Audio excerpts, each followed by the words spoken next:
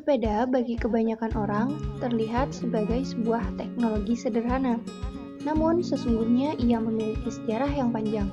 Terbentang dari 200 tahun lamanya, bahkan bila digandengkan dengan sejarah penemuan roda, bisa 3.500 tahun.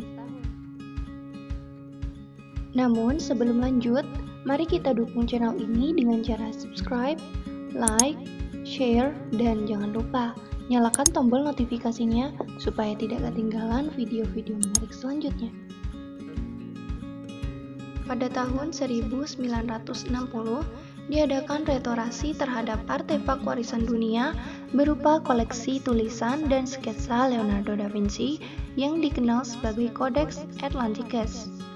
Dari upaya ini ditemukan sebuah sketsa sepeda yang dirancang oleh murid Da Vinci bernama Gian Giacomo Caprotti bertahun 1493. Tidak ada catatan apakah prototipe sepeda tersebut pernah benar-benar dibuat. Sejarawan beranggapan bahwa bepergian menggunakannya dipandang tidak bisa diterima secara sosial pada periode tersebut, masih aneh atau tidak pantas. Selanjutnya lahir sebuah alat transportasi tenaga manusia beroda dua bernama Dandy Horse atau kuda pesolek, rancangan penemu Jerman Baron Karl Drais. Piranti ini berfungsi mengkonversi tenaga otot kaki agar mencapai kecepatan secara lebih efisien. Pengendara duduk di sadel dan mendorong sepeda agar melaju ke depan secara manual menggunakan kedua belah kakinya. Bila sudah mencapai kecepatan yang dikehendaki, pengendara menarik kakinya ke atas, lalu mendorong lagi bila diperlukan.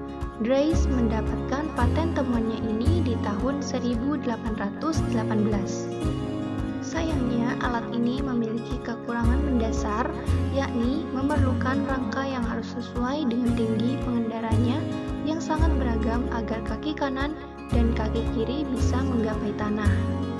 Penyempurnaan pertama dilakukan oleh orang Prancis, yang juga dikenal sebagai bapak fotografi modern, dengan memasangkan sadel yang bisa disesuaikan tinggi rendahnya agar lebih nyaman. Dia menamakan sepedanya sebagai velocipede, akar kata bahasa Indonesia untuk sepeda. Sekitar tahun 1817 sampai 1880 di Eropa, muncul beragam jenis sepeda di pasaran. Ada yang beroda satu, monowheel atau unicycle, 2, bicycle, 3, tricycle, hingga 4, quadricycle. Orang Jerman bernama Karl Bach mengklaim sebagai yang pertama menggunakan pedal pada kuda di tahun 1862. Namun, hak paten pedal jatuh pada Pierre Lellemand dari Prancis. Pada 1864, Lellemand memamerkan temuannya tersebut kepada masyarakat umum. Dua anak lelaki seorang industrialis Paris bernama Aim dan René Olivier mempelajarinya dan lantas menciptakan sepedanya sendiri yang dijuluki sebagai Bone Shaker karena sepenuhnya menggunakan rangka yang terbuat dari kayu sehingga pengendara mudah tergoncang bila melewati jalan yang tidak rata. Namun, akibat adanya ketidaksepemahaman terhadap rancangan dan masalah keuangan, kerjasama mereka berakhir. Oliver bersaudara masih terus menjalankan bisnisnya. Tahun 1870, pesepeda banyak mengeluhkan kekurangannya. Bone Shaker dan pabriknya segera saja merespon dengan keluarnya rancangan terbaru. Teknologi metalurgi juga tengah berkembang pada masa itu, sehingga rangka bisa dibuat dari logam yang lebih kuat namun lebih ringan dibandingkan kayu. Salah satu rancangan yang beredar yang paling disukai adalah sepeda bernama penny farthing.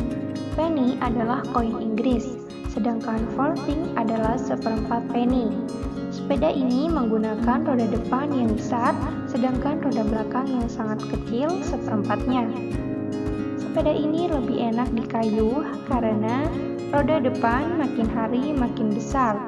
karena orang tahu bahwa semakin besar, maka semakin jauh jarak yang dicapainya. Kelemahan sepeda ini adalah bila berhenti mendadak, maka pengendara bisa terjerembab ke depan dengan kepala mendarat di tanah duluan. Sepeda unik ini kehilangan daya tarik ketika penemu Inggris bernama John Kemp Starley meluncurkan sepeda yang diklaim sebagai sepeda aman di tahun 1870. Ia memperkenalkan penggunaan peredam kejut pada roda depan sehingga lebih nyaman dan sepeda yang jauh lebih ringan. Pada tahun 1885, Starley memperkenalkan sepeda Rover. Yang kedua, rodanya identik, kemudian poros tengah, dan gear yang berbeda-beda. Jumlah sepeda pun melonjak dari 200.000 pada 1881 menjadi 1 juta pada tahun 1899. Kesuksesan Starley membuat Inggris tampil sebagai yang terdepan dalam inovasi sepeda untuk beberapa dekade ke depan. Seperti halnya inovasi-inovasi lain pada masa itu, sepeda memberi efek domino terhadap berbagai bidang lain. Apa yang tadinya hanya hobi, kini menjadi alternatif murah bagi pekerja karena sepeda mulai digunakan pergi pulang kerja.